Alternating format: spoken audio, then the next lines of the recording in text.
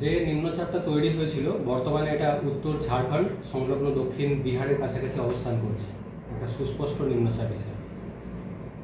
আগামী 24 ঘন্টায় এটা আরও উত্তর পশ্চিমের দিকে সরে যাবে, ক্রমশ ঝাড়খণ্ড দক্ষিণ বিহার হয়ে পূর্ব উত্তরপ্রদেশের দিকে ক্রমশ অগ্রসর হয়ে যাবে।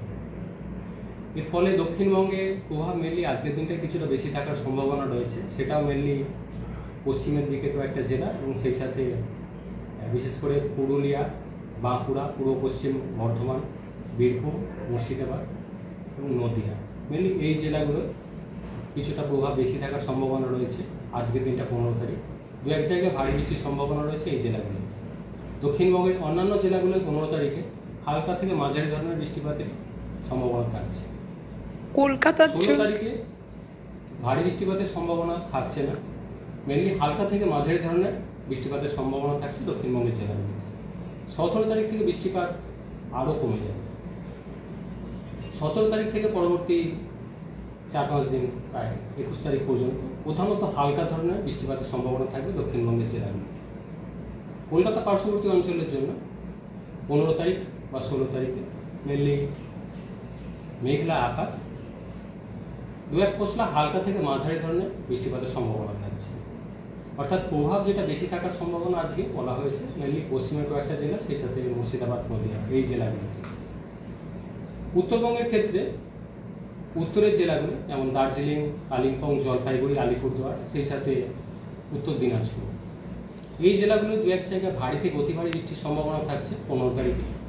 উত্তরবঙ্গের অন্যান্য জেলাগুলো মালদা, দক্ষিণ দিনাজপুর, কোচবিহার এই জেলাগুলো দু এক জায়গায় ভারী বৃষ্টির সম্ভাবনা থাকছে 15 তারিখে।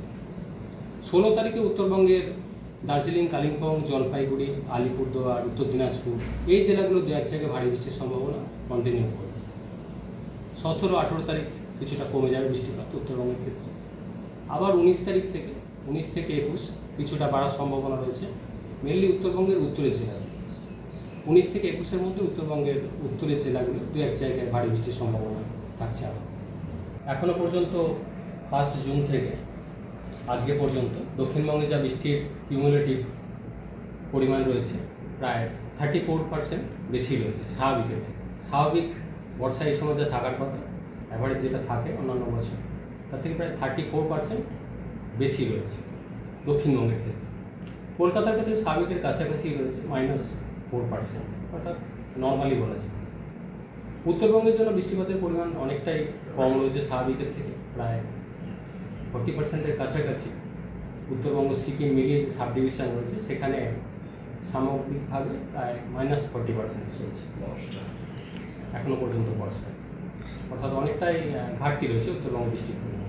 দক্ষিণবঙ্গে বেশি রয়েছে বেশ খানিক, প্রায় 34%।